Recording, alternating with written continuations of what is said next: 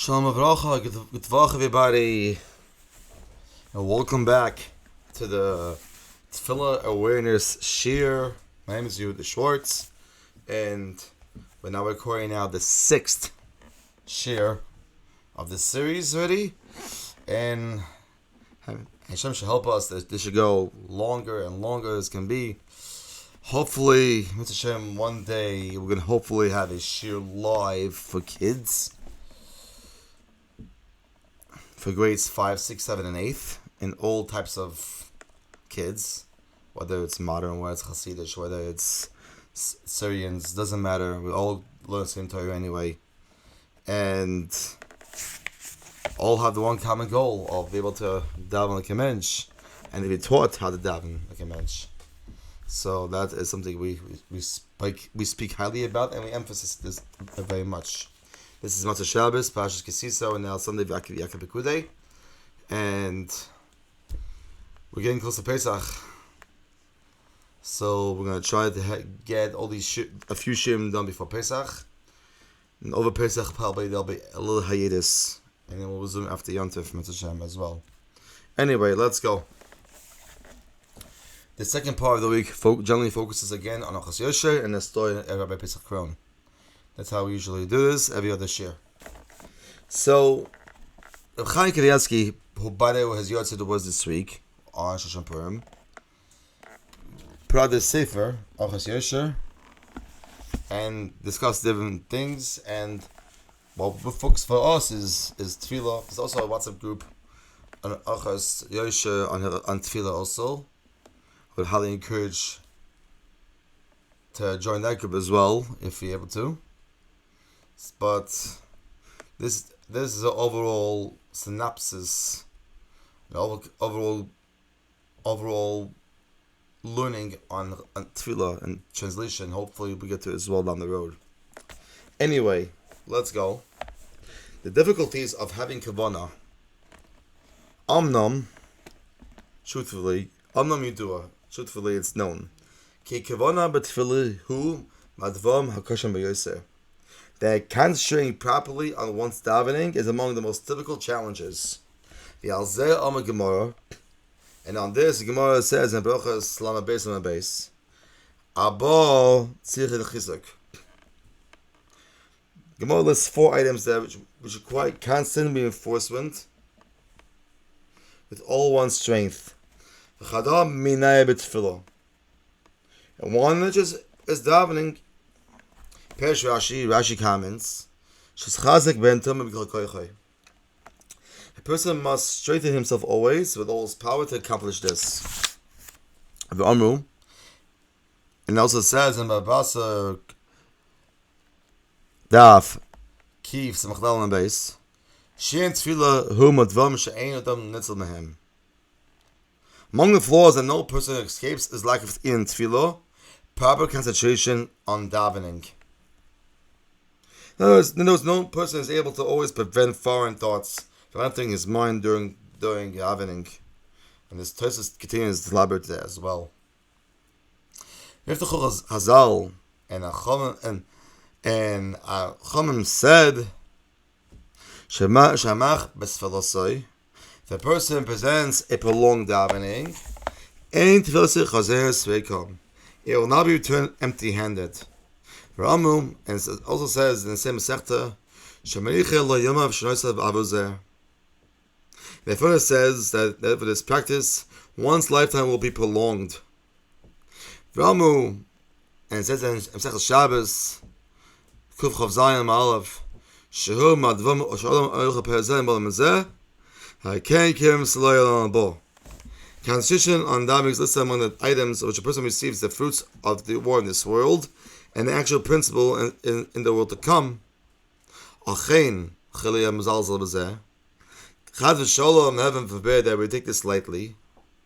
Ki Mazal Zeh ve'ein Meisim Leiv Kalal Chaven.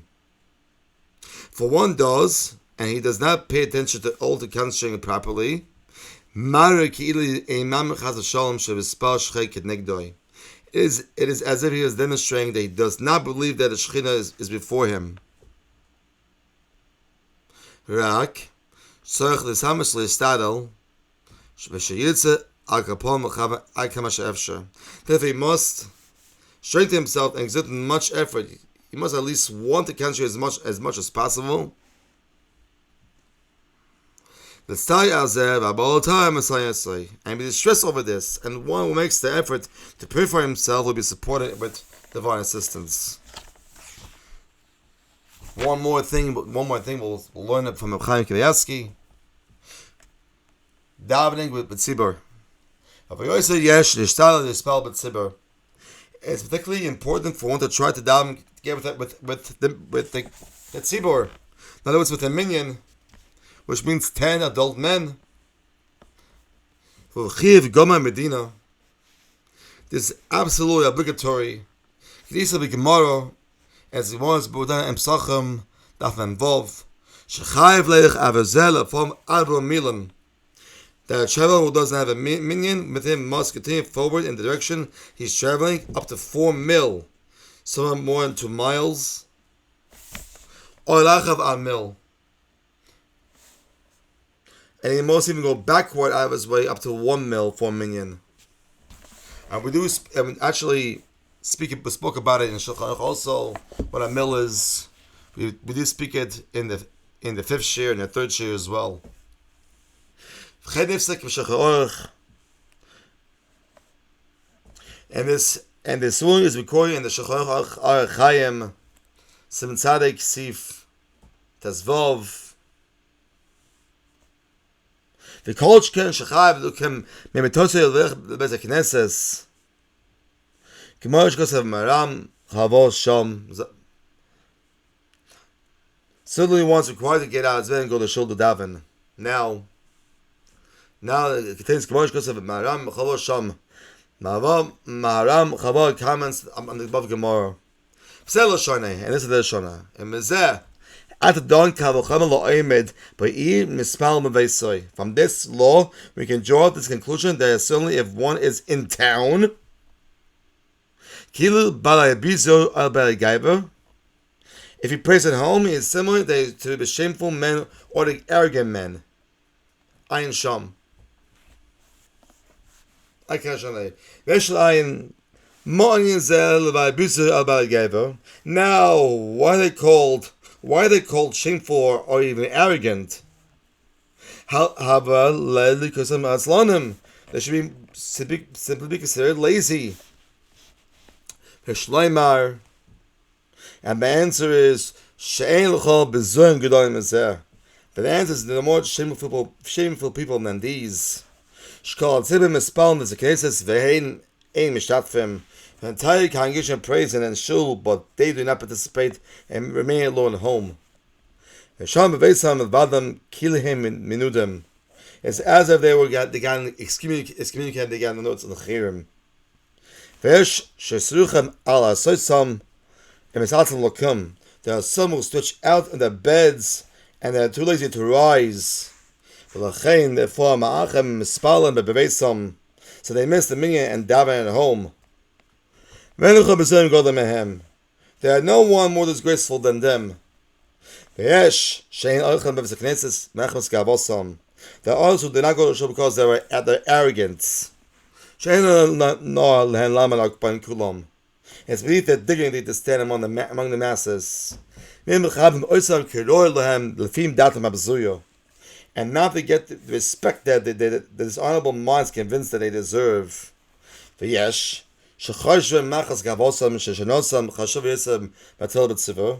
others have conclude that sleep is more important than praying with a minyan.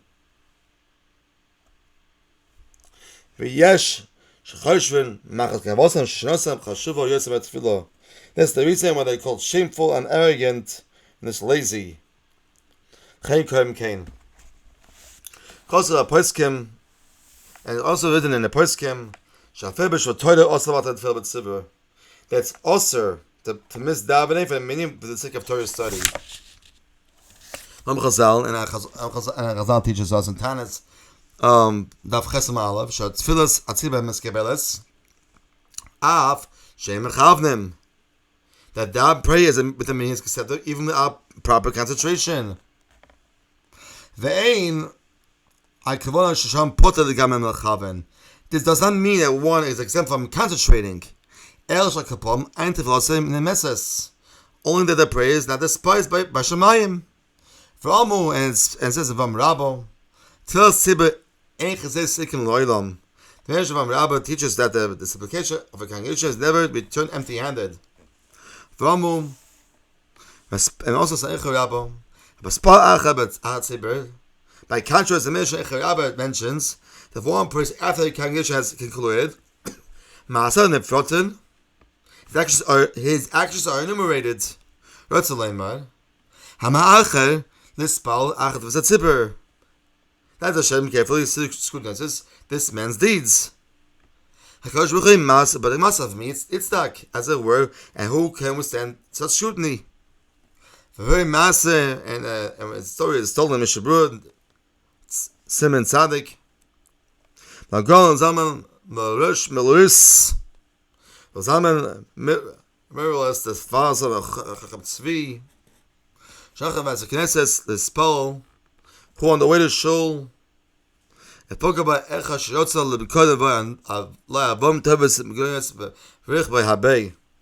way to Shul, he was offered the opportunity to purchase some precious jewels. But he refused to get involved in business structure before davening. He said to him, I should come back to him after davening. Later, when he heard that jewels had been sold to someone else, who then made an enormous profit, was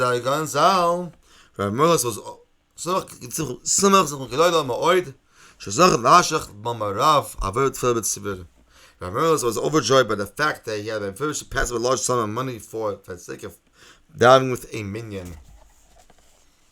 And this is actually again important. I wouldn't say, what is this referring to actually? Let's be honest. What's this referring to? A person must come to minyan the vast majority of the time. What happens if a person is Chaz v'Shalom sick?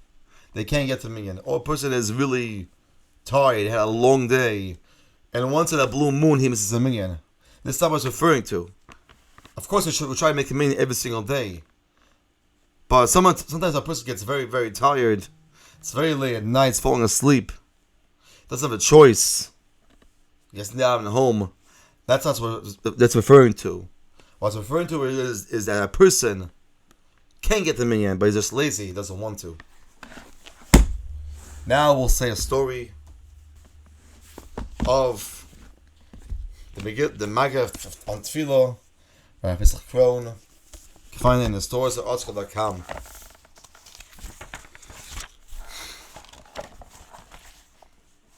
There's also, before I should mention, Pesach Kron was a feature on the Mashpacha magazines. It talks about his stroke that he had recently, which by the way caused him to actually write this sefer, this series that I'm reading now. Silver lining. Every day without tefillah, we make a connection to Hashem. The printed words of the pages of every siddur, which is a Hebrew word for order, are not merely the structured sequence of davening for Jewish worship, but a conduit to open our hearts and express our deepest emotions and yearnings to the only one who can grant them. The following episode reveals how meaningful a siddur is in the most trying of circumstances. Aside from being a world-renowned Torah scholar and author of the Sefer Anfei Erez, Rav Eliezer Silver, who lived from 1881 to 1968, was a colorful personality with a keen mind and a sharp sense of humor. Originally from Lithuania, he came to America to serve as a Rav, first in Harrisburg, Pennsylvania, from 1907 to 1925, then in Springfield, Massachusetts, from 1925 to 1931, and finally in Cincinnati, Ohio, from 1931 to 1968.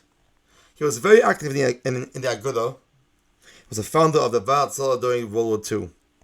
In 1946, Rav Silver put on a military uniform and went to visit the DP, displaced persons camps, where Holocaust survivors were taken after the war. As he made his way among the survivors, giving encouragement to some and exchanging stories of personal experiences with others, A young man approached him and finally announced, "Rabbi, I want you to know that I will never be a religious Jew. Your silver never want to walk away from a challenge." Turned to the man and asked, "Why would you make a statement like that?" And the young man answered, "Because I saw something in the concentration camp that I will never forget." Your silver and the crowd people who had quickly gathered waiting for the embittered man to continue. There was a man in a camp who called himself religious. He had smuggled in a siddur. As a matter of fact, he was the only one in the group who had a siddur. A few people wanted to borrow it in order to daven, but he would lend it out on one condition. Whoever wished to borrow it would have to give him, as payment, half the day's rations of bread.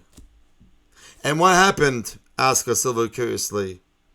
"Many gave him their bread so they could use it the siddur," came the angry reply. "If a person could use religion to rob starving people of their bread, then I don't want any part of their religion."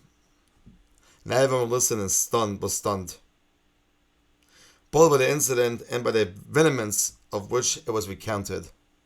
But then the silver smiled and said to the young man loudly, so that all within earshot were sure to hear, "I ask you, why do you so foolishly concentrate on that one isolated individual who had a siddur and made such a demand?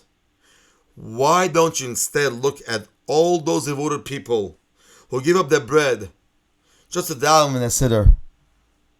The young man and his around gasped at the reply, for in a flash of silver, who has a brilliant perspective, had turned an incident that at first seemed inflammatory and distasteful into an episode that was inspiring and remarkable. What a story this was.